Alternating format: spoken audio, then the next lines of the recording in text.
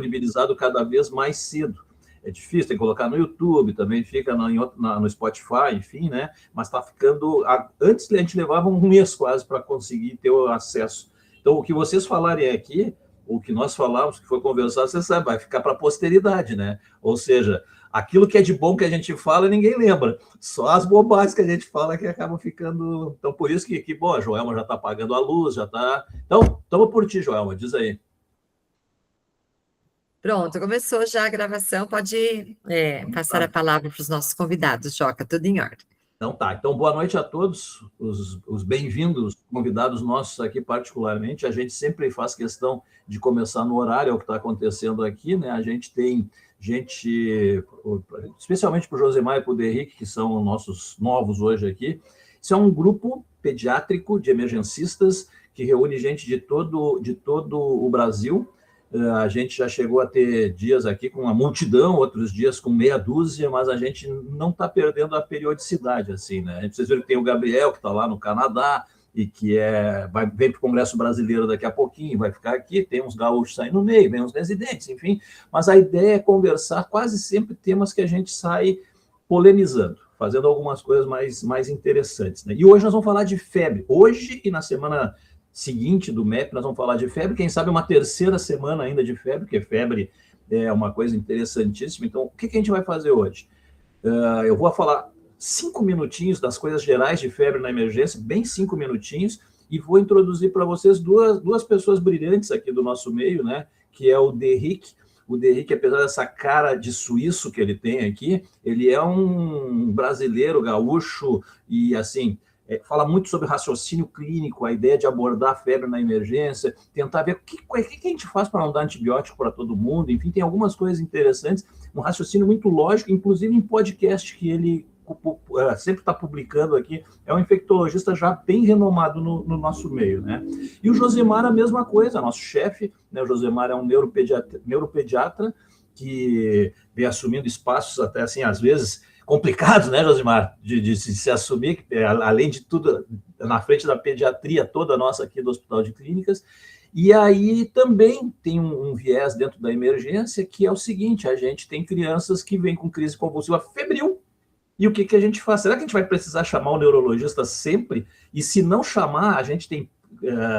cabelo no peito para dizer, olha, vamos fazer as coisas direitinho, né? Então, são coisas importantes. Eu só vou compartilhar com vocês, rapidinho, 5 minutos, algumas coisas sobre febre, e aí a gente já passa para Derrick e para Josemar aqui, e as perguntas são sempre abertas, tanto no chat, quanto... Então, a gente tem 1 hora, a gente tenta manter o horário, e aí nós vamos fazer umas trocas de figurinhas aqui, tá bem? Então, deixa eu ver se eu compartilho com vocês aqui a telinha inteira. Compartilhar.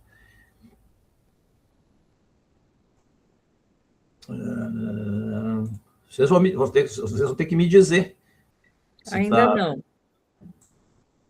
Agora sim, só coloca em tela cheia. Tá, então está enchendo aqui, tá? Quero falar rapidinho de febre na criança, a importância na emergência pediátrica, alguns dos pequenos desafios que a gente tem, que não são tão pequenos assim. Eu não recebo nada nos laboratórios, então eu vou falar só do calorzão que dá na gente, e aí vocês veem essa imagem, né? A mãe que chega na madrugada dizendo que ela está com um filho com febre, às vezes não é os 37,8 que a gente imagina, a mãe não tem obrigação nenhuma de saber que isso não é febre. Agora, tem temperaturas e tem condições que a gente vai se preocupar sempre, né? Então, o que Derrick e Josemar vão trazer aqui para nós? Alguns desafios, tipo assim, a situação de febre, quando a criança responde com febre, ela realmente está doente? Ela é inflamada? Ela tem uma neoplasia? Ou ela tem uma infecção? A febre, por si só, ela traz benefícios, traz prejuízos, tem que tratar, ter um passo adiante, que daqui a pouco a gente não encontra o foco da febre, ou a febre é recorrente. Nós, emergencistas, trabalhamos com fatores de risco, então, assim, que outros sinais de gravidade estão misturados nessa história que fazem a gente se preocupar com a febre, né? A gente vai tratar a febre porque a mãe disse que tem que ter cuidado que essa criança ela convulsiona, como o Josemar vai abordar daqui a pouco. Então, quais são os riscos que realmente trazem evidências científicas, né? Será que esses antecedentes vacinais, pneumococo, hemófilos, agora da influenza, será que isso mudou a abordagem que a gente vai fazendo quanto ao uso de antibiótico, né? Que a abordagem que a gente pode fazer nas nossas emergências e garantir que não vai se repetir um episódio febril, quem sabe, tem fluxograma para a gente seguir. E aí os caras fizeram alguns estudos, assim, querendo mostrar, por exemplo, o que os pais consideravam temperatura normal e o que eles faziam. São estudos antigos, inclusive, da Sociedade Americana, da Academia Americana de Pediatria, dizendo que 50% dos familiares já começam com antitérmico com a criança tendo 100 graus para eles, lá, né, o Fahrenheit, ou os nossos 37,8 aqui. Metade dos pais fazem isso, né? Consideram febre menor de 38, um quarto das pessoas. Quase todos eles, quando a criança está com febre, despertam o seu filho para ver o que está acontecendo. E metade usam doses incorretas dos antitérmicos, chama-se 15% chega a usar dose maior do que o preconizado, né? Quando vai pesquisar a mesma coisa em relação à febre com o profissional que trabalha não só na emergência, mas o profissional pediátrico, fica claro que há um percentual considerável de nós, a gente acaba reforçando nos pais a ideia de que é importante reduzir a temperatura, porque isso diminui a ansiedade, enfim, né? Então, a gente fala do desconforto, mas pelo menos a gente diz que não precisa acordar a criança, né? Então, isso é uma coisa importante. Isso aqui é um evento um pouquinho diferente, que é a febre sem os sinais localizatórios e que deixa a gente bastante preocupado dentro da emergência, né? Se a gente considerar que um a cada 4 pacientes que vêm na emergência, eles vêm por febre, a gente tem que entender bem o que é a febre e saber aqueles 3 focos, né? Infeccioso, inflamatório ou neoplásico, né? Às vezes a gente não tem um aspecto assim suficiente para fazer uma anamnese legal, um exame físico legal. O exame físico foi insuficiente para chegar a uma conclusão, a anamnese não deu muitas dicas para a gente, né? Então eles foram mudando faixas de abordagem. Recém-nascido é um tipo, que é o que o João vai abordar na outra quinzena. Aí a pessoa até 2 meses de idade é um tipo, mais de 3 anos é um outro tipo. Então tem umas faixas etárias para a gente poder conversar, e vai conversar bastante aqui, né? Mas antes de passar a palavra para os nossos convidados, a ideia de que febre é um mecanismo fisiológico, protetor, mantém a temperatura normal do corpo, a coisa que funciona, e para se considerar algumas coisas que são significativas, a gente associa a febre com doença, mas talvez tenha alguns benefícios. Ela diminui a reprodução bacteriana ou viral, então isso não causa um dano, mas ela mantém, e é resultado até junto das outras coisas de resposta inflamatória, ela aumenta os indicadores inflamatórios. Então, assim, na hora de buscar ela, a gente acorda, vai lá no estreito, busca ela e vai para casa depois. PCR aumentado, alguma coisa assim, a gente tem algumas coisas para conversar e pode ser proteção. Evidências. A temperatura mais alta está associada com gravidade, isso se tenta há muito tempo comprovar, e sabe o que se comprovou? Não tem correlação. Então, 40, 41 não tem correlação com gravidade clínica. Claro que a Liege, principalmente, pediu para eu reforçar aqui, para a gente não esquecer que com 39 de temperatura aumenta muito essa história de infecção, e aí tem que incluir para uma faixa que o Derrick vai abordar ali em seguida, que é a infecção urinária, a possibilidade. Temos medos da crise convulsiva, do óbito, de tentar diminuir a temperatura corporal para melhorar o conforto da criança. Já sabe que medidas mecânicas não funcionam, não melhoram o desconforto mesmo, não tem relação de diminuição da febre com diminuição da morbidade, muito menos ainda da mortalidade. Tem alguns grupos de pacientes que a gente vai ter que tratar a febre, né, os doentes crônicos, enfim. Não quero trazer a discussão aqui para aquilo, tudo que é paciente que vai chegar na emergência de agora em diante, quando tem um dia a febre, quando está em bom estado, esse paciente a gente sabe que não vai fazer uma punção lombar, mas aí o Josimar vai trazer para a gente em que momento a gente vai fazer esse tipo de abordagem. Coisas bem recentes, eu recomendaria, para quem quiser depois me pede ali, essa revisão que tem aqui de 2024, são 4 páginas só esse artigo, e está muito bom em termos de atualização e manejo em relação à criança febril, esse primeiro. Esse segundo é mais recente, é do mês passado, e fala daquilo que a gente abordou no nosso congresso de pediatria, de atualização que teve agora, foram as mudanças em semiologia e abordagem a partir das condições climáticas. Então, as mudanças epidemiológicas que têm acontecido ultimamente, seja pelo clima, seja pela imunização, mudou a avaliação que a gente tem nas emergências e mudou a nossa abordagem com febre, né? Os marcadores inflamatórios, eles realmente definem alguma coisa ou não definem? Será que a gente não supervaloriza uma coisa e depois, na hora de que pede o exame, aquele exame não serve para nada? Então, a importância de boas práticas, quem vai trazer é o Derrick, nosso infectologista, e o Josimar, nosso neurologista. Então, sintam-se apresentados devidamente. Deixa eu parar aqui de compartilhar, parar o compartilhamento. Então, moçada, agora eu me calo definitivamente. Henrique, Josemar, fiquem à vontade aí, a gente tem um bom tempo para conversar. Boa noite, pessoal. Obrigado aí pelo convite. É um prazer poder conversar com vocês sobre esse tema, né, que parece tão clichê, tão óbvio, né, mas a gente cansa de tentar bater em algumas teclas e ver que não é tão fácil assim, né. E eu sempre inicio minhas aulas com essa frase, né, a aula de hoje pode ser o mito de amanhã, da mesma forma que a aula de ontem pode ser o mito de hoje, né, então a gente vai ver como a febre, o manejo da febre é um exemplo clássico, né, de medicina baseada em evidência que evolui conforme as evidências vão surgindo, né. Então, tentando recapitular aqui alguns pontos mais básicos, assim, né, o Joca falou, né, criança com febre, a gente se preocupa com o quê? Basicamente, é uma infecção viral, autolimitada, que só vai precisar de um tratamento de suporte, ou é uma infecção bacteriana que tem risco de complicações e óbito, né, e aí eu preciso entrar com uma antibiótico terapia mais precoce para melhorar o desfecho do meu paciente, né, e às vezes essa decisão aqui não é óbvia, né, e a gente tem que usar de alguns elementos clínicos e talvez de alguns exames complementares, né, para tentar refinar um pouco o diagnóstico e tomar uma decisão com mais certeza, né. E aí, assim, quando a gente tem uma criança com febre, na imensa maioria das vezes a gente vai ter outros sintomas associados, né? Então, agora estamos começando o inverno, é difícil uma criança chegar na emergência com febre que não tenha tosse ou coriza junto, né? E aí, por definição, se eu tenho febre, tosse, coriza, né? Eu tenho uma síndrome gripal, ou eu posso já ter uma complicação bacteriana dessa síndrome gripal, mas eu tenho um foco, eu tenho uma infecção respiratória, né?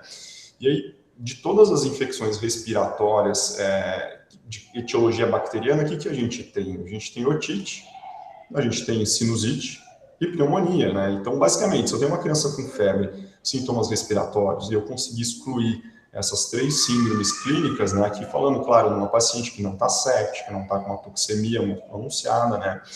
Se eu conseguir excluir essas 3 síndromes clínicas, acabou, eu sei que é uma infecção viral, né? A otite é simples, basta eu fazer uma otoscopia e eu consigo ver se tem anaulamento, né, secreção retrotimpânica, né. Numa sinusite eu vou primeiro ver a idade, né, uma criança que já tem seios paranasais desenvolvidos e se tiver vai ter aquela evolução clínica característica, então sintomas persistentes, aquela evolução em dupla piora, um quadro grave com toxemia, comprometimento estado geral, né. E na pneumonia eu vou ver alterações clínicas, então taquipneia, hipoxemia, alterações focais não auscultas, então envolvimento da via aérea inferior, né, que não se limita ali à via aérea superior, e aí eu posso então confirmar ou não com raio-x. Mas como a gente vê aqui, não tem muito espaço para exames laboratoriais, por exemplo, né? Então otite, sinusite, o diagnóstico é estritamente clínico. Pneumonia, por definição, também é clínico, né? Mas a gente sempre gosta de avaliar extensão e complicações com raio-x. Exames como hemograma, PCR e outras provas inflamatórias não nos ajudam, porque a clínica sempre é soberana. Se eu tenho um foco, fica mais fácil eu avaliar esse foco aqui, acrescentando elementos ali específicos do exame físico, para dizer é uma infecção bacteriana ou viral, né? Em nenhum capítulo de livro sobre otite, sinusite, vocês vão ver ali que o hemograma e a PCR vai ajudar a diferenciar a infecção viral de bacteriana, né? Tudo baseado na clínica. Pneumonia ainda é uma grande interrogação, né? O quanto que os marcadores inflamatórios nos ajudam, mas a gente vai chegar no diagnóstico sindrômico através da clínica e do raio-x, né? Então, basicamente, a imensa maioria das causas de febre, das síndromes infecciosas, né?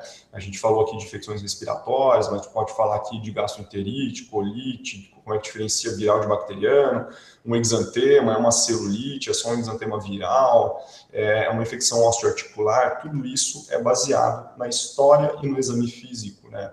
E aí a gente precisa fazer uma boa história, um bom exame físico para poder confiar neles e poder fazer um diagnóstico etiológico baseado na síndrome clínica, né? Então, tirando o exame físico, o que sobra de infecções que podem cursar, então, sem nenhuma alteração no exame físico, né? Infecção urinária, né, que o Joca comentou ali. E, classicamente, bacteremia oculta, pneumonia oculta, que é aquela pneumonia sem nenhum achado na ausculta, não tem taquipneia. Bacteremia oculta é aquela criança que não está séptica, mas tem febre, se eu não tratar rapidamente, pode evoluir para um quadro desfavorável, né? E, eventualmente, meningite numa criança que ainda não está toxêmica, ainda não tem sinais de irritação meníngea, né? E é o que a gente chama, então, de febre sem sinais localizatórios. E para síndromes bacterianas que cursam com febre sem sinais localizatórios, aí só os exames complementares, né, para poder afastar essas hipóteses, né. Mas a questão é que eu também tenho uma lista que não é tão curta assim, né, de vírus que cursam com febre sem sinais localizatórios, né. Então tem vários aqui, só para citar os principais. E qual que é o problema? A imensa maioria desses vírus, né, principalmente aqui enterovírus, adenovírus, Epstein-Barr, podem cursar com febre muito alta, podem cursar com alteração significativa de provas inflamatórias, hemograma, PCR, né? Então, como é que eu faço? Antigamente, né, na era pré-vacinal, antes dos anos 2000, onde a gente não tinha vacina para hemófilos, não tinha vacina pneumocócica ainda, e a gente tinha uma altíssima prevalência de desnutrição, né, que é um grande fator de risco para infecções bacterianas invasivas, né? 15% das crianças com febre sem sinais localizatórios, ou seja, com exame físico normal, mas sem sepse, elas tinham alguma infecção bacteriana invasiva oculta, né? Então, essas três grandes, né? Então, bacteremia oculta, pneumonia oculta e meningite, né? Mesmo num paciente sem um comprometimento muito importante do estado geral. O que você faz com 15%? Você manda embora todo mundo? 1 a cada 6, 7 pacientes vai voltar séptico morrendo. Não dá para a gente fazer isso, né? Mas o que a gente vai fazer? Vai fazer punção lombar, hemocultura, antibiótico terapia empírica em todo mundo, hospitalizar todo mundo, com todos os custos, todos os riscos que isso leva, sobrecarga do sistema de saúde. Então, naquela época, o que se fazia, né?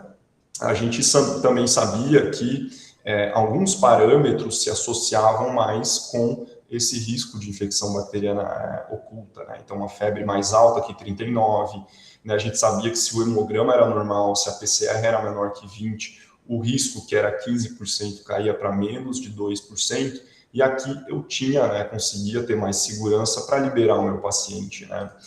E aí, no hemograma alterado, proteína C reativa baixa, febre baixa, a gente ficava mais tranquilo, né? Por quê? Porque a gente sabe que, se a gente pegar um dado aqui, 90% das infecções bacterianas vão alterar algum desses três parâmetros, né? Ou seja, a gente tem uma sensibilidade de 90%. Já nas infecções virais, isso cai para 20%, né? A gente tem aqueles vírus que alteram, né? Mas a maioria dos vírus não cursam com essas alterações. Então, aqui a gente sabe que hemograma, PCR e febre alta, né, vão ter uma especificidade para infecção bacteriana de 80%. Então, vamos guardar aqui esses números e vamos fazer um exercício aqui que eu sempre gosto de fazer com os alunos, que a gente tentar desenhar para enxergar melhor como é que é o raciocínio clínico, baseado no fato de que eu tenho 15% de risco de infecção bacteriana em crianças com febre sem sinais localizatórios na era pré-vacinal. O resto, então, vão ser infecções virais. E eu sei que dessas infecções virais, que a gente viu ali no slide anterior, 20% vão alterar os exames ou vão cursar com febre alta, né? E os outros 80% das infecções virais, então, vão cursar com exames normais. E aqui, pegando uma população de 1.000, né? Eu coloquei os números aqui para ficar um pouquinho mais fácil da gente entender. Nas infecções bacterianas, a gente viu que 90% vão alterar os exames, né? E aí eu vou ter aquela minoria, 10% de infecções bacterianas, que vão cursar com exames normais, né? Mas a gente ainda não sabe onde é que está o meu paciente. Ele pode ser um paciente com infecção viral e exames normais, então um verdadeiro negativo, né? Ele pode ter uma infecção viral com exames alterados, então um falso positivo. Ele pode ter uma infecção bacteriana com exames alterados, então um verdadeiro positivo. E ele pode ter uma infecção bacteriana com exames normais, então falso negativo. Então, eu tenho 4 possibilidades, mas eu ainda não sei em qual delas que o meu paciente encaixou, né? Então, se eu tenho exames alterados, eu sei que desses aqui, né, se a gente olhar 305 pacientes nessa população vão ter exames alterados, 135 têm infecção bacteriana. Ou seja, isso me dá um valor preditivo positivo de 44%. Né? Já se eu tenho exames normais, eu tenho aqui 680 crianças com infecção viral com exames normais, eu tenho aquela minoria das infecções bacterianas que não alteram exames, isso me dá uma probabilidade de 2%, ou seja, um valor preditivo negativo de 98%. O que isso quer dizer? Na era pré-vacinal, de novo, né? Meu paciente chega no consultório com 15% de chance de infecção bacteriana. Quando o exame se altera, isso vai para 44%, ou seja, eu consegui excluir a infecção nesse monte de gente aqui, que eu não vou precisar fazer punção lombar, não vou precisar coletar hemocultura, não vou precisar iniciar antibiótico terapia empírica dentro do hospital, né? E se o meu exame vem normal, esse 15% cai para 2%. Aí eu fico muito mais tranquilo de liberar o meu paciente, orientando ele a voltar em caso de piora. Então, é um exame que ajudou muito. Ó, eu estou falando de uma probabilidade pré-teste de 15% de uma infecção grave, que é significativo, e essa probabilidade pós-teste vai para 45%, 44% quando alterado, ou cai para 2% de probabilidade pós-teste quando normal. Então, é um exame que faz todo sentido eu usar hemograma, PCR, avaliar o grau de temperatura para tentar separar alguns pacientes que são de baixo risco e que não precisam de condutas invasivas. Aí eu vou fazer condutas invasivas apenas nesses pacientes aqui, né, o que me limita um pouco o meu excesso, o meu custo ali e riscos, né. Mas, de novo, isso é na era pré-vacinal. O que aconteceu depois da introdução das vacinas? Quando a gente introduziu a vacina para hemófilos em 99, as infecções por hemófilos despencaram, né?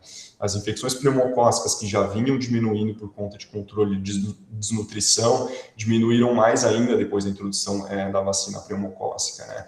Isso quer dizer que hoje eu tenho o risco de infecção bacteriana invasiva oculta é de 0,5%. Fica fácil a gente entender isso quando a gente percebe e tenta pensar quando é que foi a última vez que a gente viu uma bacteremia oculta, né? Então, uma criança saudável chega na emergência só com febre sem sepse e tinha uma hemocultura positiva, né? Eu, pessoalmente, nunca vi.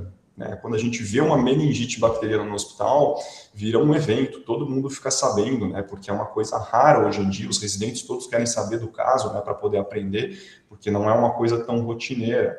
E com 0,5% dos casos, o que a gente faz? Então, vamos repetir o nosso exercício aqui, né? A gente tem 1.000 crianças, né?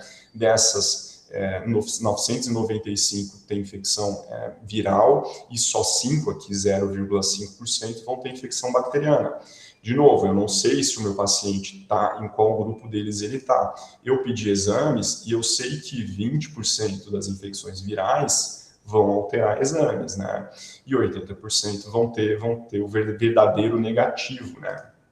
E aqui, 90% das infecções bacterianas vão cursar com exames alterados. Vamos arredondar aqui para 100% e dizer que todas as infecções bacterianas alteraram o exame e que nenhuma delas tem exame normal. Então, de novo, eu tenho o meu verdadeiro negativo, infecção viral com exames normais, meu falso positivo com exames alterados nas infecções virais, e aí eu tenho as infecções bacterianas que alteram os exames. Então, se eu tenho 204 crianças em 1.000 com exames alterados, dessas aqui, só 5 têm infecções bacterianas, né? E isso me dá um valor preditivo positivo de 2%. Se eu pego os exames normais, eu considerar que todas as infecções bacterianas alteraram, né, eu tenho um valor preditivo negativo de 100%, né, ou seja, nenhuma criança com exame normal escapou e tinha, no fim, uma infecção bacteriana, né. O que isso quer dizer? Que se eu parto de uma probabilidade pré-teste de 0,5%, com o meu exame alterado, isso só aumenta para 2%. E olhem que a gente usou os mesmos parâmetros de acurácia do hemograma, da PCR e da febre alta, né? A gente está usando a mesma sensibilidade, a mesma especificidade, né? Já com o meu exame normal, cai para 0%, né? Então, olhem como, quando a gente tem uma mudança epidemiológica, a gente automaticamente muda a probabilidade pré-teste, muda a probabilidade epidemiológica e clínica desse paciente. Mesmo eu usando exatamente o mesmo teste, eu vou ter resultados e interpretações completamente diferentes, né? Porque hoje em dia, se eu tenho um exame alterado, é muito mais provável eu estar diante daqueles vírus que alteram bastante os exames do que eu estar frente a uma infecção bacteriana que é muito mais rara. Ah, mas Henrique, vamos fazer o seguinte, ó, a mãe está preocupada, eu estou meio cansado de raciocinar aí, eu sei que é uma infecção viral, eu sei que a chance de ser bacteriano é pequena, então vamos pedir o exame, porque daí vem normal e a gente fica bem tranquilo, né? Legal, realmente, se vem normal, a tua chance é virtualmente zero de ter uma infecção bacteriana. Mas e se vier alterado, né? 1 a cada 5 infecção viral vai alterar o exame. 1 a cada 5 crianças com virose que você atender e que você pedir hemograma ou PCR, vai alterar esses exames. Você vai fazer o que com esse paciente com 2% de chance? Você vai tratar? Você vai tratar o quê? Você já excluiu tudo no teu exame físico. O paciente vacinado tem 2% de chance. Você vai fazer punção lombar, internar esse paciente, né? Então, aqui é uma coisa que eu sempre falo para os meus alunos, né? A nossa obsessão por ter certeza absoluta leva a gente a tomar decisões erradas. Não, eu quero ter certeza absoluta de que meu paciente não tem uma infecção bacteriana. Legal, mas se você fizer isso, você tem que estar preparado para o resultado positivo. Você nunca pode pedir um exame torcendo para vir um resultado negativo, né, ou positivo. Você tem que estar preparado para as duas possibilidades. E por que você quer ter 100% de chance? 99,5% já não é suficiente, né? Então, a gente precisa ter menos obsessão por certezas absolutas e saber trabalhar com probabilidades, né? E aí, olhando, estudando epidemiologia, estudando um raciocínio clínico, a gente fica mais tranquilo de saber que mesmo com o exame alterado, a probabilidade do meu paciente ter uma infecção bacteriana ainda é muito baixa e que não justifica, né, eu fazer com qualquer conduta adicional, né? Você vai dar antibiótico com 2% de chance. Eu sempre brinco com as pessoas, alguém aqui tem certeza absoluta que não está com um câncer de mama, um câncer de próstata inicial, né? Todo mundo tem 100% de chance de certeza que não está com câncer. Não, né? Mas a gente não vai sair daqui correndo fazendo uma ressonância de corpo inteiro, né? Então, resumindo, se eu tenho 20% de infecções virais que alteram hemograma e PCR ou que cursam com febre alta, o meu valor preditivo positivo, como a gente viu, é muito baixo para infecção bacteriana, né? É muito mais provável estar à frente desses vírus aqui. Então, no cenário atual, onde a bacteremia oculta, a meningite, né, e a pneumonia oculta diminuíram muito, né, o meu exame físico exclui a imensa maioria das infecções bacterianas. A única coisa que sobra, então, é a infecção urinária, né? Então, hoje, na avaliação da criança com febre sem sinais localizatórios acima de 2 meses, né, a gente vai se limitar a um exame físico muito bem feito e ao exame de urina. Senão, a gente vai acabar tratando hemograma e não tratando o paciente, né? E acho que vale a pena a gente comentar sobre pneumonia oculta, né? É uma prática muito comum a gente ver, olha, o paciente tem sintomas respiratórios e passou de 48 horas de febre, né? Ou a febre passou de 39, preciso fazer um raio-x. Com aquele medo da pneumonia oculta, aquela pneumonia que cursa sem alterações de viária inferior. Mas a gente teve, depois da introdução da vacina pneumocócica, um fenômeno de substituição de sorotipos do pneumococo, onde aqueles sorotipos aqui em verde da vacina, que eram predominantes, sumiram, né? E aí foram substituídos basicamente pelo sorotipo 19A em vermelho e pelo sorotipo 3 em laranja, que são sorotipos de pneumococo extremamente virulentos, né? Então, hoje em dia, se eu tenho uma pneumonia, ela vai cursar alterações clínicas, né? É muito difícil a gente ter um sorotipo pouco virulento que vai fazer um quadro sem taquipneia, sem hipoxemia, sem crepitações, diminuição localizada ali de murmúrios, né? Então, um exame físico bem feito com uma criança calma ali, depois de baixar bem a febre, eu não tenho essas alterações aqui, eu não preciso de um raio-x para me dizer que eu não tenho pneumonia, né? Primeiro, porque a incidência total de pneumonia diminuiu e as poucas que sobraram cursam com quadros bem mais acentuados, né? A gente tem visto muita pneumonia complicada, por exemplo, né? Então, resumindo, gente, história e exame físico são fundamentais. É aqui que a gente define se eu tenho febre com outros sinais e sintomas e é aqui que eu faço um diagnóstico clínico da síndrome infecciosa, né?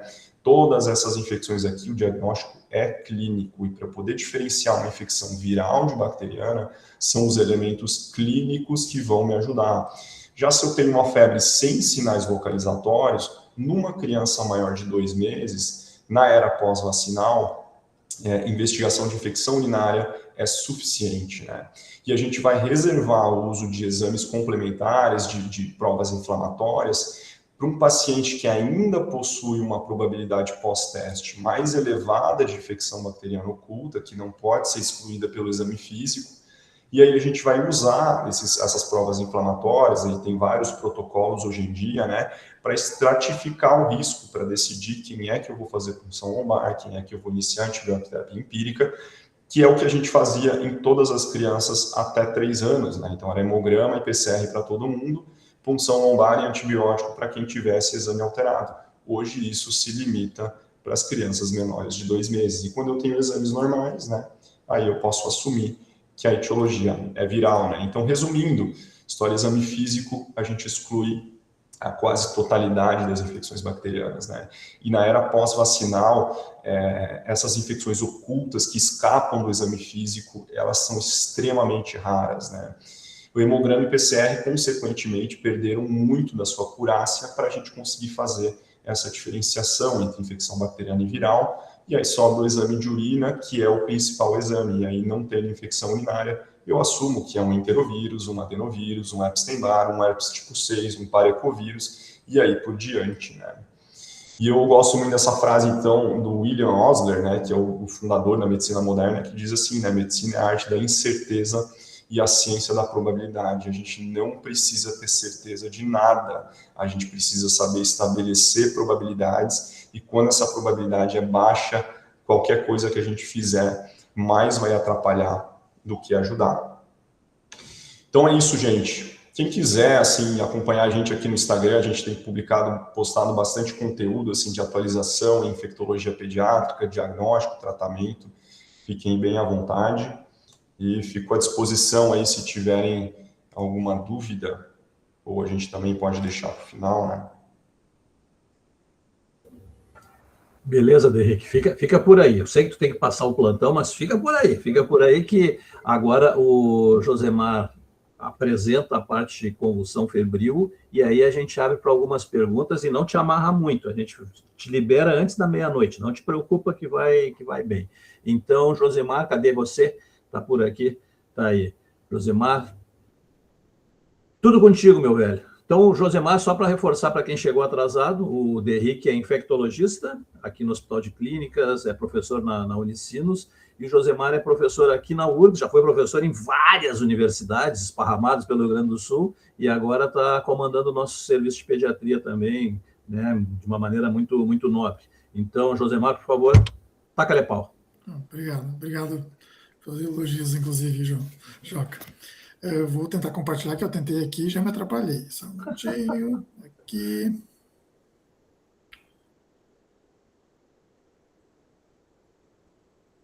Aparece bem para vocês? Parece, deu certo, está na tela cheia já. Obrigado. Então, fico feliz em estar aqui com vocês. Achei ótimo o Derrick. Vou tentar falar rapidinho também. Eu também fiz alguns slides, pouca coisa, só para dar um passant, né? Não quero me tornar extenso, né? Mas não tem como falar sobre crise febril sem ter muito definido o que é a crise febril, né? Então é uma crise epilética, uma crise convulsiva, que ocorre numa faixa etária específica de 6 meses a 5 anos de idade, né? Na presença de febre, né? E que a criança não tenha, então, um causador infecção do nervo central, hipoglicemia ou distúrbio eletrolítico, né?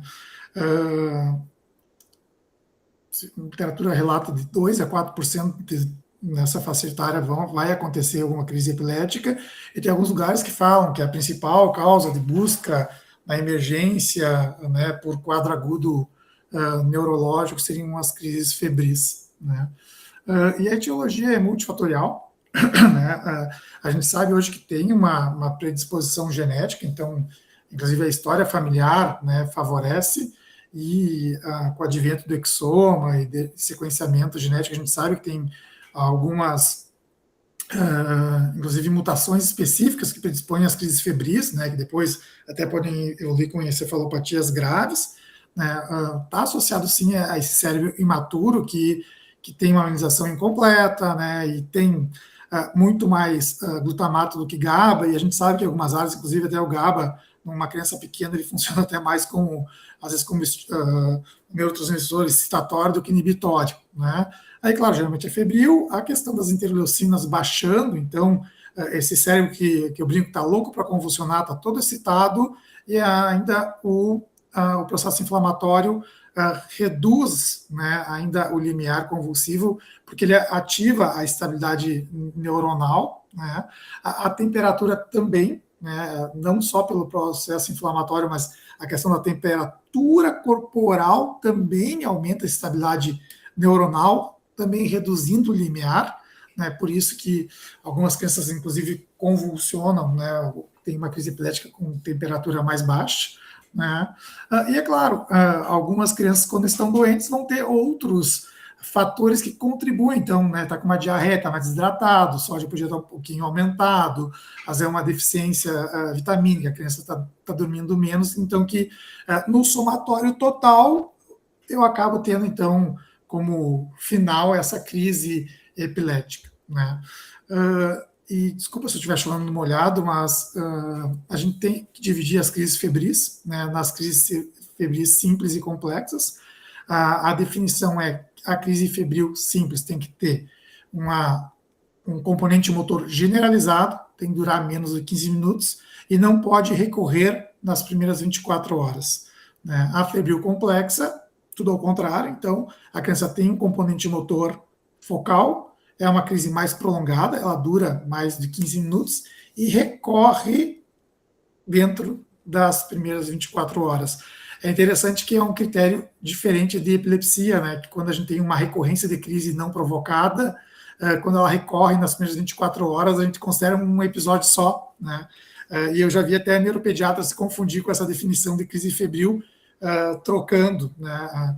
Na verdade, a complexa recorre em 24 horas, é diferente da crise não provocada ou da crise não febril, né?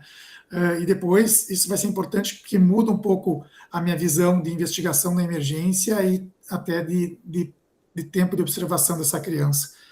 E eu fiquei, a gente tem toda uma discussão de como trata, como investiga, né, a crise febril, mas focando, né, na emergência, são dois, né, pilares, né, que é a investigação dessa crise febril, né, que a gente vai basicamente, o nosso grande foco é identificar a causa da febre, e depois o tratamento da crise epilética prolongada, que não vou meter tanto no final sobre isso, porque também acho que não está de acordo com a aula de hoje em relação à febre, né.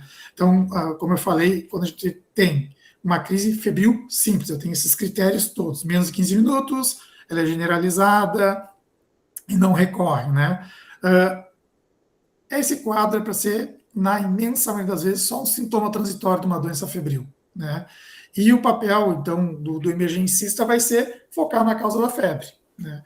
E dentro das causas de febre está o diagnóstico diferencial com doença do sistema nervoso central, né? Meningite e encefalite. Então, naquela criança que teve a crise epilética, foi classificada como febril simples, né? A gente não tem uma indicação de exame laboratorial por causa da crise febril, nem de glicemia. Claro, se a criança chega durante o episódio de crise, durante a crise, como o protocolo de tratamento de crise epilética é fazer HGT, a gente faz, mas se a criança vem com o histórico D e não teve a crise na hora, assim, não precisaria nem fazer glicemia, porque tu classificaria essa crise como febril, né? Então, não é motivo ter tido a crise febril simples e fazer exames laboratoriais, incluindo eletrólise, glicemia e hemograma, não é indicação de fazer eletroencefalograma e nem neuroimagem, né? Quando que eu vou fazer isso? Quando esses exames laboratoriais, essa investigação for indicada pelo quadro clínico, né? Então, na verdade, eu vou investigar a febre, não a crise. Quando eu falo em crise febril complexa, né, existe um pequeno aumento, tá? Depois eu vou mostrar, tem um artigo bem bonitinho, de eu ter uma infecção no sistema nervoso central. Então, na crise febril complexa, eu sou um pouco mais cuidadoso na investigação, tá? E aí, o que vai me decidir se eu vou avançar na investigação na emergência vai ser o exame neurológico depois da crise. Então, se a criança teve uma crise febril complexa, mas ela está bem, ativa, exame neurológico normal, a gente é igual a uma crise febril simples. Eu não vou investigar, não vou coletar exames, não vou fazer nada. Se essa criança, sim, tem uma persistência de alteração de consciência, uma crise febril prolongada que evoluiu para status, né, ou um déficit motor, por isso a decisão vai ser baseada até no exame neurológico, aí sim eu vou ter que abordar a investigação dessa crise, com imagem ou com punção lombar, dependendo da monitorização. Então, mas numa crise febril complexa, que a criança depois está bem, não há indicação rotineira de avançar com investigação armada, tá? Isso seria só naquelas crianças com déficit focal ou status epilético. De novo, a gente vai cair que na crise febril complexa, eu investigo a causa da febre conforme a clínica, conforme a apresentação da criança, e não vou investigar, na maioria das vezes, a causa da crise, né? Tem um guideline que não é tão novo assim, acho que é de 2013, tá? E a Academia Americana de Pediatria, então, ela afirma assim, o foco, quando a criança tem uma crise febril, é investigar a causa da febre. E dentro das causas de febre está a meningite. Mas então a indicação de investigação do sistema nervoso central é muito mais do contexto global dessa criança, né, dela estar doente ou com outro doente no sentido de grave, assim como o Henrique falou, né, de maneira essa criança não está bem, e ter outro sinal de infecção do sistema nervoso central. Então eu faria uma investigação mais profunda. Se não estaria indicado fazer punção lombar. E é até interessante que ele fala, eu deixei até a frase aqui, que ele diz assim, né, principalmente depois dos 12 meses, né, a academia considera assim, olha, o médico tem que ter noção de sintomas clínicos de meningite, né, e ele deve investigar a meningite se clinicamente ele acha que é meningite, não porque a criança teve uma crise durante a febre, né. Então, só para reforçar aqui, a ideia inicial é não investigar a crise febril, mas investigar a febre e a clínica que não vai nos indicar esse processo de investigação.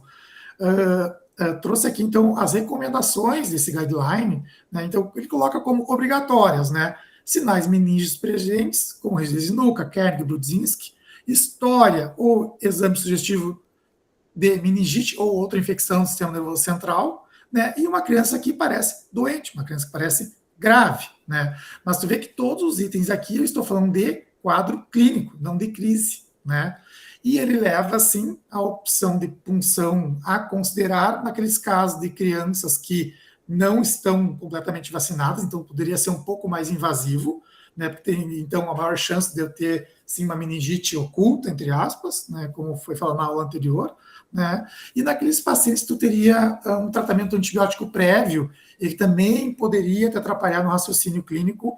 Então, tu poderia, nesse caso, se tu tiver uma suspeita pelo contexto, fazer a punção lombar. Claro, né, de novo, né, você sabe melhor do que eu, que crianças pequenas não fazem, né, claramente sinais meningios clássicos de crianças maiores e de adultos, né. Eu achei interessante esse artigo recente, de 24, que é dos colegas ali do Pequeno Príncipe de Curitiba, e o que eles associaram a ter maior chance dessa criança ter, durante uma crise febril, um quadro infeccioso do sistema nervoso central, né? Náusea e vômito associado, sonolência ou letargia, cefaleia, irritabilidade, duração prolongada da febre, recorrência de crise febril, né? E tu vê que boa parte desses sintomas estão associados ao que a gente classificaria, então, uma criança com crise complexa. E leucocitose, proteína C reativa, né, aumentada também estaria com maior chance dessa criança ter um quadro de infecção celular central. E o mais interessante nesse artigo é que, apesar disso estar associado a maior parte de quadros de infecção nervoso central, todos nesse artigo eram virais, né? Não foi nenhuma meningite bacteriana, né?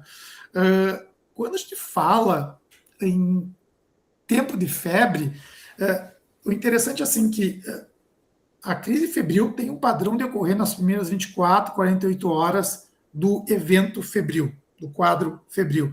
Tanto que é bem comum, né, a criança fazer a crise em casa, na escolinha, pergunta para a mãe se teve febre, não teve, e quando chegou na emergência está febril, né? E até os guidelines que recomendam aqueles tratamentos intermitentes, a grande maioria não manda tratar a criança com benzo durante todo o período febril, mas sim nas primeiras 48 horas seria o pico de risco, né? E o que então mostra, né, que as crianças que têm maior chance de ter infecção nervoso central, elas não fazem a febre e a crise nas primeiras 24, 48 horas. É aquela criança que já vinha doente há dias e depois faz a crise. Então, de maneira geral, as crianças que fazem meningite bacteriana, elas ficam doentes, fazem febre e ao longo de vários dias de febre é que fazem a crise febril, a crise durante a febre, né? Então, é neste mesmo contexto que aparece aqui a duração prolongada de febre. Então, quando tu tem uma crise febril que ocorre fora dessa janela inicial, teria que pensar um pouquinho mais em fazer uma punção lombar nessa criança. Eu achei esse artigo, que é antiguinho também, mas é interessante mostrando isso, né? Então, que na febril simples, tu teria um risco de 0,2% de meningite, na complexa 0,6%, então é muito maior? 3 vezes, sim, mas ainda é muito baixa. Voltando, não é a crise o problema, é a questão da febre que eu tenho que investigar a causa, e também tu teria um pouco mais em primeira crise febril, que é aquela questão, uma criança que já tem histórico de crises febris, tu ficaria mais tranquilo, porque tu sabe que isso já aconteceu e nas outras vezes não era infecção de sistema nervoso central, tá? Aqui são outros artigos que vão para esse lado, assim, mostrando que é muito frequente, quando tu pulsiona, tu não encontra nada, né? Então, esse artigo aqui, 2009, né, de 700 crianças puncionadas, nenhuma, né, tinha meningite bacteriana, e esse estudo gigante aqui, de 2018, com mais de 28 mil crianças, né, 25% foram puncionadas, né, e só encontrou infecção em 0,3% delas. Eu até não coloquei esse artigo, tem um outro artigo bem interessante, que ele mostra assim que a quantidade de punção lombar foi caindo ao longo dos anos, mas não aumentou a falha, né, em diagnosticar a meningite, quer dizer, a gente fazia muita punção lombar desnecessária, né? Lembrando, então, que, até retornando ao primeiro item, na definição, a gente tem que crise febril entre 6 meses e 5 anos. Então, crianças com febre e crise epilética antes dos 6 meses e após os 5 anos não podem ser classificadas como crise febril de forma primária. A gente sabe, assim, tem alguns lugares que eu já li que falam que poderia ter crise febril a partir de 1 mês, né, e ser febril, e tem a crise febril plus, né, que vai até aos 7, mas até que prove o contrário, nessas crianças, fora dessa faixa etária de 6 meses a 5 anos, tu teria um pouco mais de agressividade, digamos assim, tu pensaria um pouco em ser mais liberal em fazer punção lombar, porque neles existe uma maior chance, sim, de estar diante de um quadro infeccioso do sistema nervoso central, né? Aí, pensando também na emergência, né? Tá, mas a criança teve crise, tá tudo bem com ela, quero mandá-la para casa, tá, mas e se convulsionar de novo, né? E aí tem alguns artigos mostrando que a crise febril simples, ela tende a recorrer nas primeiras 3 horas, tá? Então, aquela criança que teve o quadro de crise febril simples, tu achou o foco, claro, da causa da febre, tá bem, ela poderia ir para casa a partir de 3 horas de observação. Tem alguns serviços que deixam 6, mas sem tanta evidência. A crise febril complexa, né, essa sim, ela recorre mais, uma das características é maior recorrência e maior risco de evoluir para epilepsia, mas, olha que bonitinho, né, 82% vão recorrer nas primeiras 8 horas. Então, também, uma crise febril complexa, numa criança que está depois bem, né, 8 horas de hospital seria o suficiente para liberar essa criança, né. E claro, eles recomendam que uma criança com crise acima de 30 minutos, ou que teve que usar 2 anticonvulsivantes para parar de ter a crise, deveria ficar internada. Mas daí eu também fico pensando, eu sei que a gente tem que dizer o óbvio, né, mas eu não sei se alguém liberaria uma criança que fez um status para ir embora depois de algum momento de observação tão rápido, né? Vai investigar, vai internar para investigar, né? Até o Joca falou, né? O que acontece? Antitérmico não reduz risco de nova crise num outro episódio febril, tá? Tem esse artigo, tá? Que randomizado que sugere que se a criança teve uma crise, está na emergência, se manter por 24 horas acetaminofeno, né, paracetamol, reduziria o risco dela ter um novo evento nesse mesmo quadro febril, tá? Mas é só ele, assim, que é mais robusto, então, teoricamente, não tem uma evidência forte assim, tá? Então, assim, seria mais para cuidar da criança no sentido de, como eu estava falando isso, tratar desconforto, mas também errado não estaria manter por 24 horas, né? Da recorrência da crise no mesmo evento. Não, agora sim, em outros eventos, já tem trabalho mostrando com acetaminofeno, com ibuprofeno, com dipirona e recorre, não consegue fazer... reduzir risco de recorrência. Não faz diferença fazer um tratamento agressivo da febre ou não na recorrência em outro episódio febril.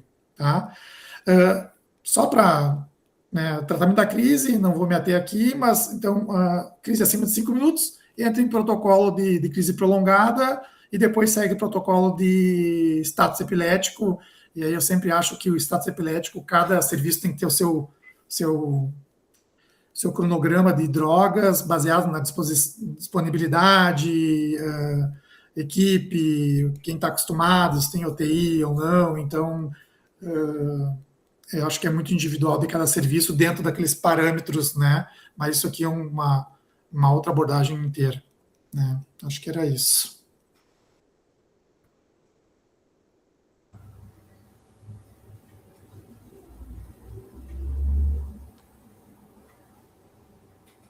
Beleza.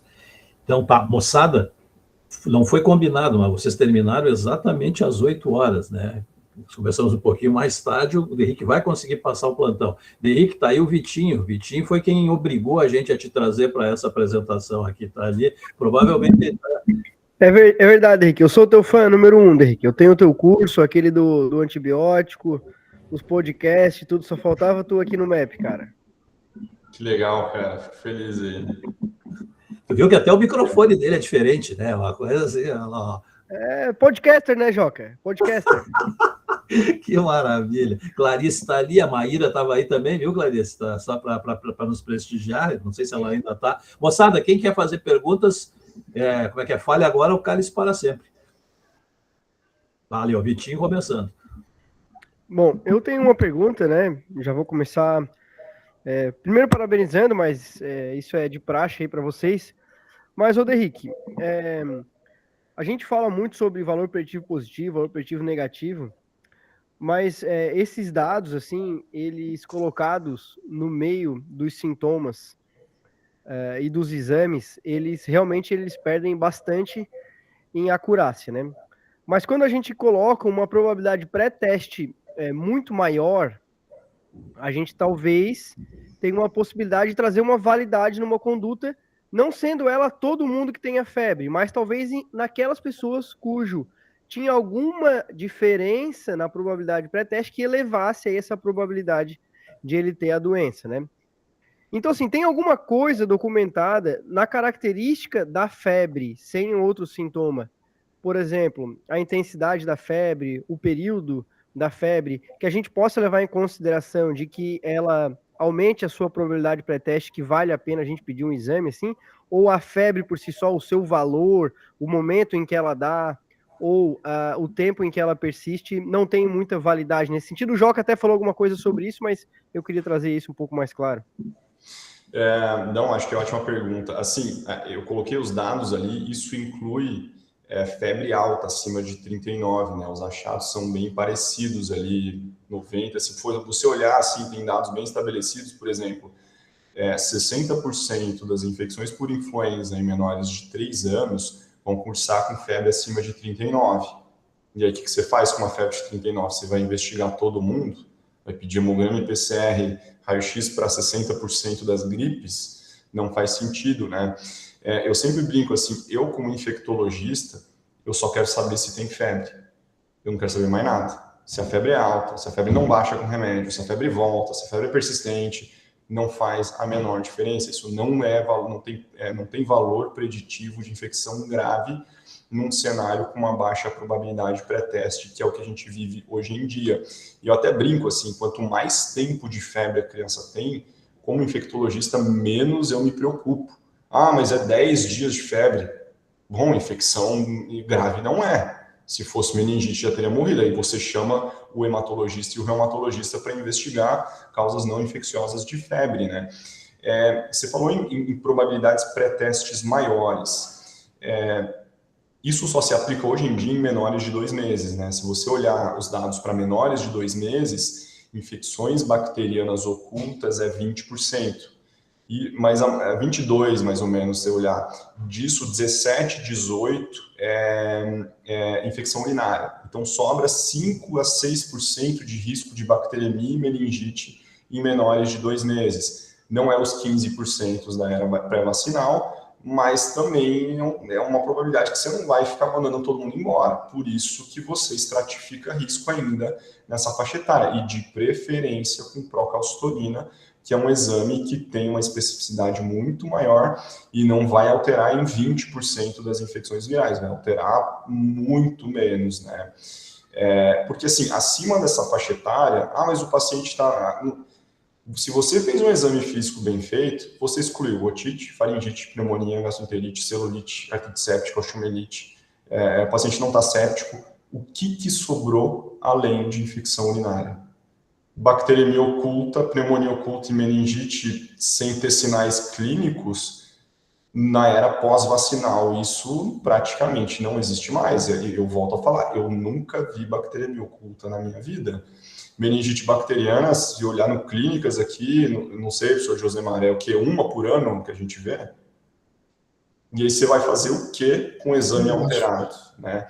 Então, se você tem uma criança na era pós-vacinal, imunocompetente, com exame físico bem feito, normal, não existe probabilidade pré-teste mais alta. Então, a probabilidade pré-teste é muito baixa, acima de 2 meses. Então, investigação com provas inflamatórias abaixo de 2 meses apenas. Tem alguns casos assim, onde você já tem definida, por exemplo, uma meningite bacteriana, uma meningite, né? Então, você tem um paciente com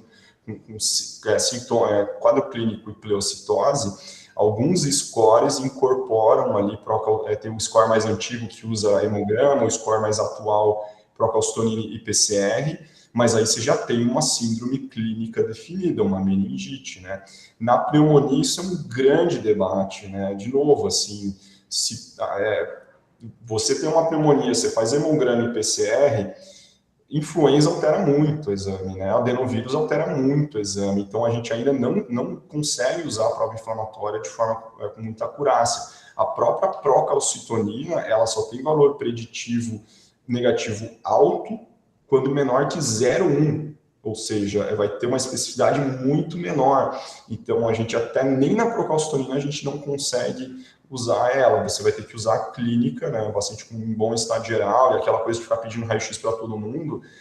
Se radiografar todas as gripes, você vai encontrar o que você quiser. Se você radiografar todas as bronquiolites, você vai encontrar o que você quiser. Você tem que olhar a clínica, o estado geral daquela criança, a evolução dentro do quadro respiratório e ver, faz sentido eu pensar numa infecção bacteriana ou não. Se não, ter os exames, assim, você pode chutar, vai vir muita coisa alterada se você pedir exame de sangue e raio-x numa criança com sintomas respiratórios.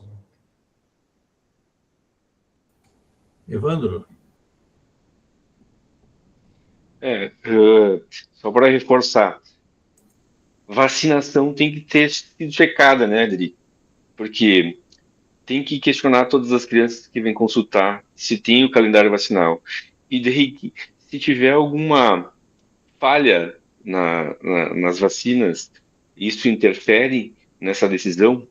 E outra coisa que eu queria comentar é o seguinte, os exames, eu sempre reforço para os residentes que a gente tem que pedir exames para nossa dúvida, a dúvida do médico. Não é para a dúvida da mãe e não é porque a mãe quer o exame.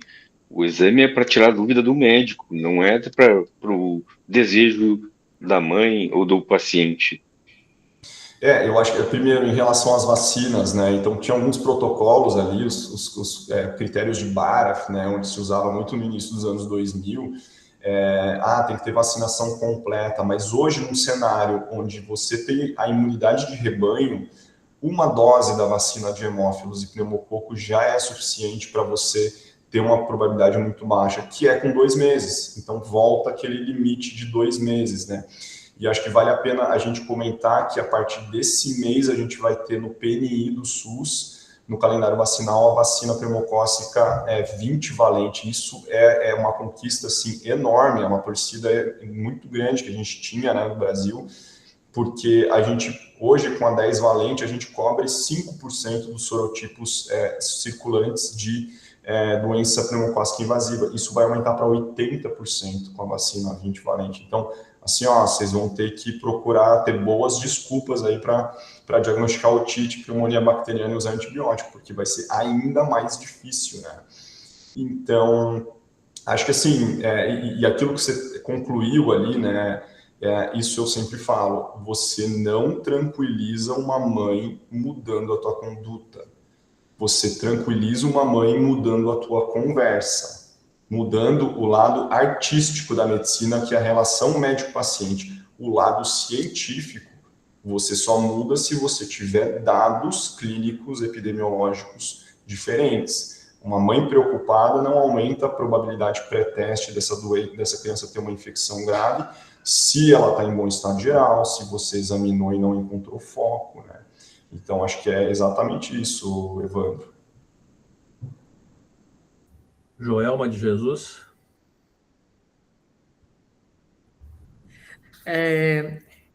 Só por uma preocupaçãozinha, uma pimentinha aí na conversa, juntando tudo que foi dito, eu fico pensando um pouquinho, professor Josimar, naquele paciente ali, daquela criança, que não é o abaixo de 6 meses, que já não entra na definição da convulsão febril, mas também não é o maior que 12 meses, que tem sinais clínicos mais evidentes e mais fáceis de serem diagnosticados. Então, a gente pega aquele bebê de 6 meses a 1 ano, que tem sinais inespecíficos, né, só sinais infecciosos, cuja carteirinha de vacina invariavelmente não está com a mãe. Então, a gente acredita na informação de que a vacina está boa, está completa e tal. Então, é um paciente que ainda, muitas vezes eu acho temeroso de dar alta, se não, a gente não tem essas informações de forma mais segura, a despeito de entender e acreditar e aceitar que é isso mesmo, né? Uma avaliação clínica bem feita, tanto de história quanto exame físico, nos dá uma relativa segurança. Mas estava lá nos critérios, né, da punção, ter a vacinação completa, e a gente às vezes não tem a carteirinha, então só querendo discutir um pouquinho. Sim, porque teoricamente aumentaria esse risco, né? Mas, como o Daí está falando, esse protocolo é mais antigo, né? Assim, só que não tem isso. Só que, de maneira geral, aquela criança que está com quadro de uma meningite bacteriana, ela não está bem, né? Então, tu não vai liberar porque clinicamente ela não está bem, né? né, ela vai estar com alteração de sensório, né, ela vai estar irritadiça, vai estar com a fontanela abaulada. Então, teórica, essa ideia de liberar é aquela criança que tu não encontrou nada. E, de maneira geral, eles recomendam que tu tenha certeza do foco, né? Então, assim, tem que estar... Então, é IVAS, né? Então, tá, mas é IVAS, né? Então, essa criança tu tem que saber o foco para ter segurança que não está deixando passar alguma coisa mais grave, né?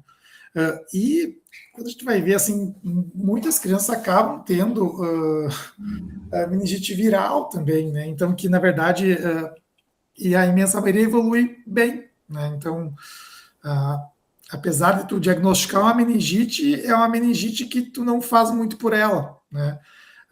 Tem um trabalho italiano, acho que é bem legal, que ele mostra, assim, por roséola, assim, por herpes tipo 6, né?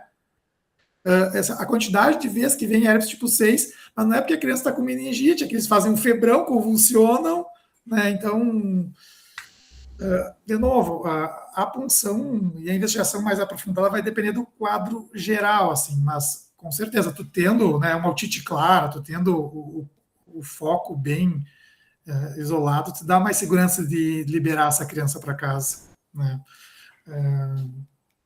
E aí que entraria esses protocolos de febre que eu não sei nada, vocês que sabem muito melhor do que eu, né? Só obedeço. A gente sabe, mas muda toda hora. Agora vamos ver se modifica um pouquinho. Boa dica essa, hein, Vitor, de trazer essa discussão. Eu acho que é a Luciana ainda, com a mãozinha levantada ali.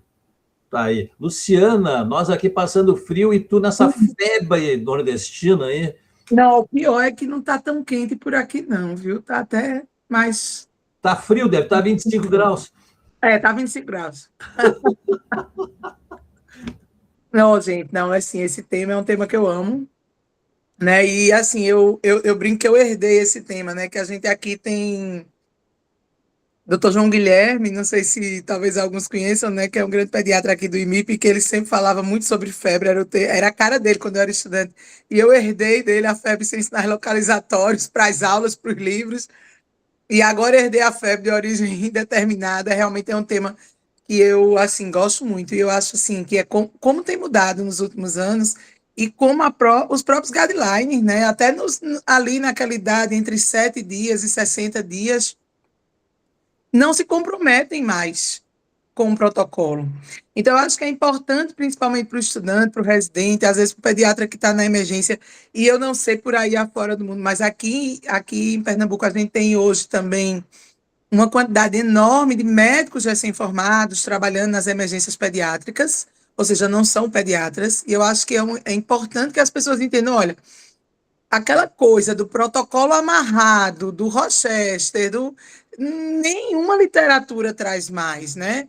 A própria Academia Americana, na última publicação, assim, digamos, de guideline, de diretrizes, ela já traz a coisa muito interessante, eu acho, da individualização, da conversa, do trazer a conduta centrada no paciente, de puxar a mãe, o pai, a família para essa tomada de decisão, que eu sei que no contexto americano é muito diferente do nosso contexto aqui, né? Mas aí eu acho que uma coisa também que eu queria pontuar, eu queria ver a concordância aí de vocês, é em relação à possibilidade de segmento. Hoje em dia, na minha prática clínica, uma das coisas que mais, de alguma maneira, interfere na minha conduta diante de um paciente com febre é a capacidade e a possibilidade que eu tenho desse serviço de saúde e dessa criança poder ser reavaliada, porque às vezes a gente fica querendo definir uma criança com uma febre sem sinais localizatórios que chega com a febre com 4 dias, com 5 dias, e esquece, esse menino pode ir e voltar amanhã, pode ir e voltar depois de amanhã, porque o que a maior parte dos guidelines das literaturas, né, dos estudos mostram é que ainda aqueles que em um determinado momento, num primeiro momento, tinham infecção bacteriana, ainda que fosse uma bactéria oculta ou uma outra condição dessa, e não foi diagnosticada, esse paciente não teve um desfecho desfavorável, porque era um paciente que ele voltou na hora que ele teve algum outro sintoma, ou que o quadro clínico mudou, porque você orientou a mãe os sinais de gravidade. Então, eu acho que essa possibilidade de segmento, de acompanhamento, de reavaliação da criança A gente precisa trabalhar isso com as mães dentro, não sei como é fora, mas aqui em Pernambuco a gente ainda tem hoje, principalmente no SUS, uma medicina muito de urgência. A urgência virou o ambulatório, virou o consultório daquele paciente que não tem acompanhamento dentro da unidade de saúde, às vezes dentro de um SUS, que não consegue. O paciente ele não consegue ir para o médico que acompanha no ambulatório de puericultura na hora que a criança adoece. Então, ele vai para uma emergência. E a emergência vira um grande ambulatório. E, às vezes, esse médico da emergência tem medo de não ter o segmento, que é muito diferente, né? Quando a gente tem essa possibilidade de segmento, de reavaliação, de que essa criança retorne. Então, eu acho que é um outro fator que precisa entrar, assim, na determinação das nossas condutas diante do paciente com febre, né? Realmente, se você tem a possibilidade de acompanhar de perto o nível educacional dessa mãe, a capacidade que esses familiares vão ter de detectar algum sinal de deterioração ou de piora ou de agravamento, interfere, pelo menos na minha tomada de decisão, de forma muito, muito forte e muito central naquilo que a gente faz dentro do... Porque às vezes eu tenho um paciente, por exemplo, que é de uma área indígena, de uma tribo que tem uma dificuldade de chegar, ou então aquele paciente que é num local bem mais remoto do que Recife, veio transferido, chegou ali no IMIP, aí chega no hospital, uma viagem de 4 horas, então às vezes a gente não colhe nada, mas a gente observa por 12, 24 horas diante da situação social da criança e não diante do problema, mas ainda assim não investigar, né? Então, eu acho que é importante que a gente entenda, porque, pelo menos na minha prática, o que eu mais vejo dos exames é muito mais atrapalhar do que ajudar. E com as pessoas mais inexperientes, dentro dos cenários de emergência, muitas vezes um médico generalista quer ver um hemograma com um olhar de adulto, de clínico, não com um olhar de pediatra, porque não teve esse treinamento, aumenta ainda mais a margem de erro de interpretação dos exames pediátricos, né?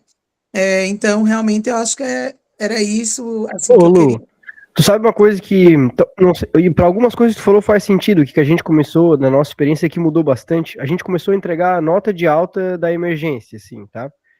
Antes entregava a receita, assim, tinha alguma coisa no rodapé da receita que um ou outro colocava, e depois que a gente começou a entregar em folhas separadas, assim, recomendações de alta, assim, né? Baseado em cada doença, assim, em geral faz até padrão, assim, para as doenças mais comuns, assim, mas explicando e também fazendo alguma intervenção específica, assim, tá?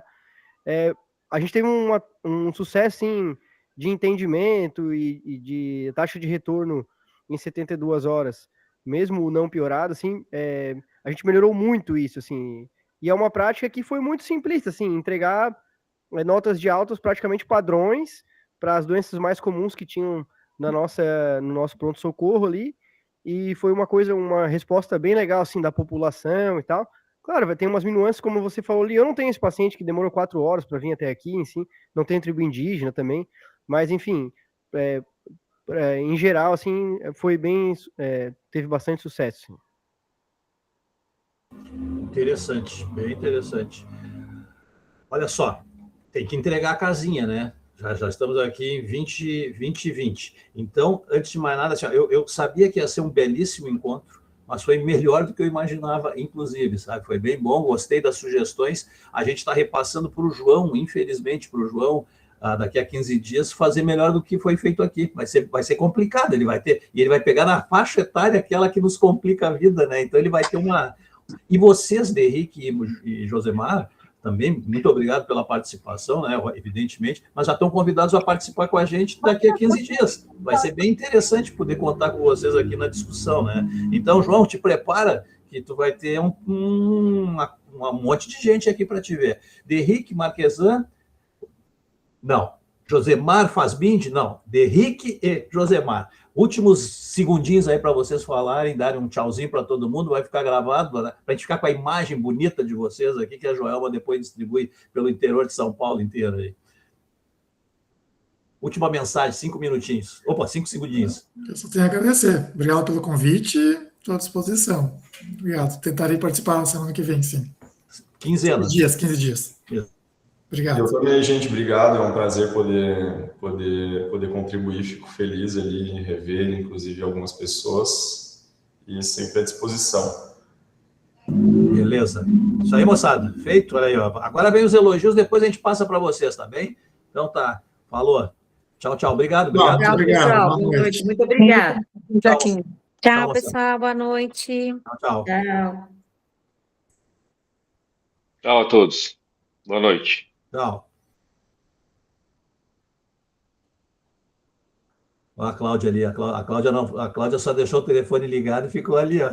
Baita esperta, né?